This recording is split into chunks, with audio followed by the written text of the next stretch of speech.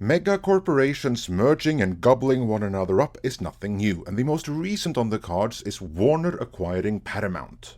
But ironically, Amber Heard driving audiences away from Aquaman 2 in the numbers she's doing might put an end to that.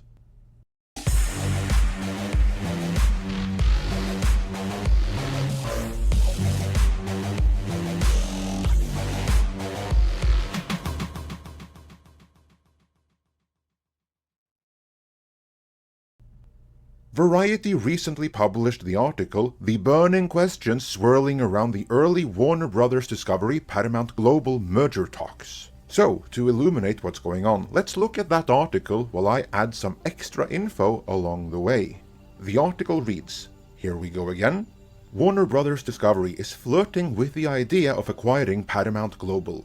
If a deal involving the Redstone Empire comes to fruition, it would mark another transformative mega merger for Hollywood legacy brands. Following on the heels of Disney's acquisition of 21st Century Fox in 2019, AT&T's difficult marriage with Time Warner in 2018, and the subsequent Discovery Warner Media tie-up that closed in April of 2022.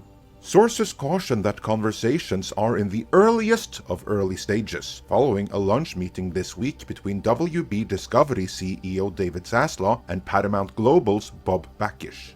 There's no certainty that a deal will come to fruition, of course, especially as Paramount Global and its patent holding company National Amusements was already being pursued.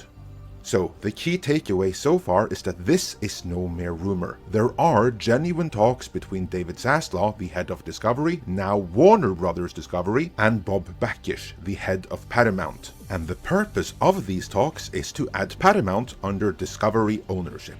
Because make no mistake about it, this isn't about the two joining forces or anything. It's about Paramount being added into David Zaslav's portfolio.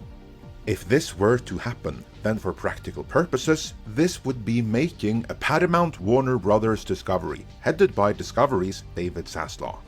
Then you might wonder, why would the heads of Paramount Global want this? Would there even be room for them afterwards? Would they not be making themselves redundant?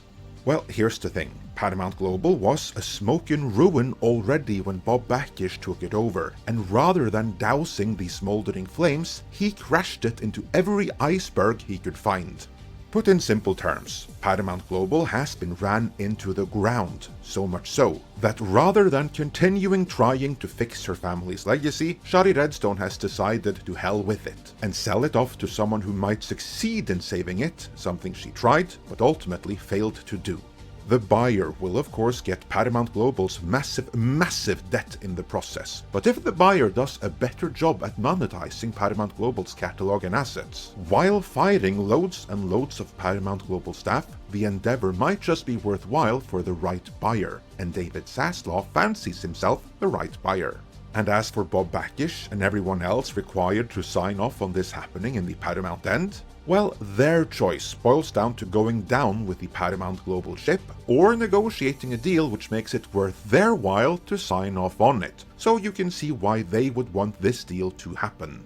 Everyone else currently working at Paramount Global, though, would be well advised to begin updating their resumes, in case there isn't room for them on the Warner Bros. Discovery lifeboats. So, these are not mere rumors. There is an intention that this happen, and for all we know, talks could be much further along than we are led to believe. But there are outside obstacles which may prevent it.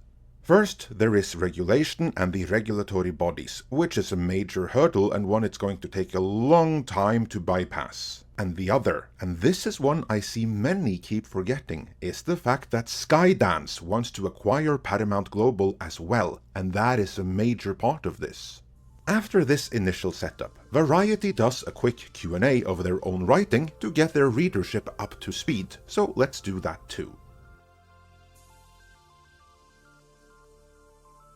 Why does Warner Bros. Discovery want Paramount Global? To quote Sumner Redstone, content is king. Paramount Global has a lot of aging linear assets that are struggling to adapt to a new media landscape. That's one reason ridiculousness runs nearly 24/7 on MTV these days. But Paramount does have vast vaults of movies, TV shows, and other forms of content that can help bulk up Warner Bros. Discovery streaming platforms, and have remake/reboot/reimagining potential in the present IP-crazy marketplace. That's pretty much it right there. If Zaslav were to acquire Paramount Global, he'd have all their catalog, of which Zaslav is likely most interested in what falls under CBS, so the TV outings, sports, news, that sort of thing. He'd also get, and be happy to take, Paramount's library of movies, but what might be excluded is the Star Trek franchise. A franchise that Paramount's current and incompetent leadership has sat idly by and watched, while Alex Kurtzman burned it to the ground. And due to the poison pill deal that Les Moonves gave Kurtzman's secret hideout on his way out the door, there may be no way to include Star Trek in any sale unless Kurtzman, the head of Secret Hideout, signs off on it. If a deal were to happen though, Zaslav would get everything else outside of Star Trek, including the streaming service Paramount Plus, which he then not only could take off the table, as it currently is an obstacle to his own Max, but merge it into Max, thus making Max a must-have streaming service alongside Netflix and Amazon Prime. Why is this happening right now? As in, right now before Christmas, when Hollywood is shut down and not in a month from now, asks Variety, before answering, blame Paramount Global stock price decline and David Ellison. Let's add some clarity to that before moving on. First, Paramount Global's share price is in the gutter because, again, Paramount's management is frankly incompetent. You think the Disney share price is bad? That's nothing. A bit later in the article, Variety asks themselves, how much is Paramount Global worth? Which they proceed to answer, according to Wall Street. As of Wednesday, Paramount Global was worth $10.3 billion. That's less than half of the $30 billion valuation put on the company after its last big corporate transaction, when it remerged with CBS in 2019. Variety is technically correct that 10.3 is less than half of 30, but it would have been more accurate to say that the value is down by 2/3, and again, this is due to the sheer incompetence of their management. The same management that allowed Alex Kurtzman to turn once cash cow Star Trek into a sheer money drain. I keep harping on about that because outside of Marvel and Star Wars, no franchise has been ruined worse. I'm sure some would argue that Doctor Who has, but the difference is that the BBC is destroying that on British taxpayer expense, so they don't actually lose anything on that themselves. And on the note of Doctor Who, so many of you requested that I make that video of how David Tennant sold out his fanbase in favor of The Message, something his Around the World in 80 Days was an early warning of, that I will be making that video. I might even throw in a list of top Around the World in 80 Days adaptations as a Christmas gift, so stay tuned for that video. But to get back on topic, while the destruction of Doctor Who was funded by British taxpayers, Alex Kurtzman's demolition of Star Trek has cost Paramount Global a fortune. Kurtzman has effectively turned the once billion-dollar brand into a million-dollar brand, and Paramount Global has paid the difference, and will continue to do so. So much so, in fact, that now they can't pay their debt, and as I alluded to before, rather than go down with the ship, the powers that be want someone to buy them up and bail them out. This is where we get to Skydance, which is ran by David Ellison. He has money burning in his pocket, and he wants a film studio, so Paramount is looking mighty tempting to him for that reason. He'd take the CBS assets, but his likely endgame here is the Paramount movie vaults. But then you might wonder, why, since Paramount Global's value has collapsed so badly? Well, that is the exact reason why. They're dirt cheap now. Skydance recognizes the value in the brands under Paramount ownership, and what is more, that the only reason why the company isn't performing is that it's ran by incompetent fools, meaning it's undervalued. With the right management, the Paramount brands could do very well under a new owner, and David Ellison of Skydance fame wants to be that new owner. However, so does David Zaslav of Warner Bros. Discovery, and that is why we are having the rumors of a Warner and Paramount merger.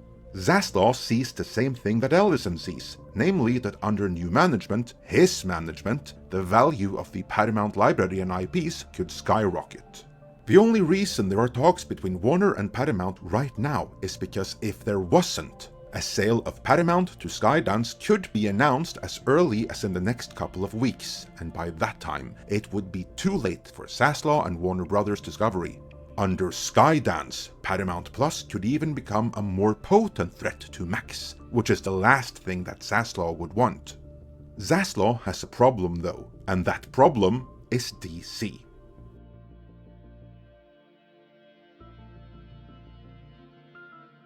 Ironically, DC was, if anything, the single biggest reason why Zaslav acquired Warner Brothers in the first place. He has been quite outspoken in the past of DC's potential and how, if done right, Warner's DC properties alone should be able to pay for pretty much anything else Warner does, flops and all. Alas, Warner's previous Ansarnov and Walter Hamada regime did pretty much nothing right. The DC movies that came out and bombed over the past year were predominantly their movies, and rather than pay for everything else Warner does, DC is, as of now, a burden draining the earnings of the entire rest of the corporation. Things are so bad that at this point, I'm sure Zaslav must be tempted to rehire Sarnov and Hamada only so he could fire them again. Granted, James Gunn's DC reboot is what Zaslav should be judged upon. The challenge is that until then, all of these current DC flops are severely damaging the entirety of the DC brand, which is going to make it all the more difficult for James Gunn to bring it back with Superman Legacy. But that is in the future. DC is presenting an even bigger problem, right here, right now. Because of Ellis and Skydance, Zaslav has to act now or lose any chance of acquiring Paramount, period. But it just so happens to be that now is when Aquaman 2 is bombing worldwide in a floptacular fashion, meaning Zaslav will be trying to secure a deal in the middle of bad press and losing investor confidence. You see, Warner Brothers Discovery has a ton of debt too, because Discovery had to loan a lot of money to be able to buy Warner Brothers in the first place. Zaslav has made some very good moves that are already paying off, but their big problem is the remaining Sarnov and Hamada DC movies. They were assumed to be profitable, or at the very least break even, but instead, by the time all is said and done, they will have lost Warner Brothers Discovery upwards of $1 billion.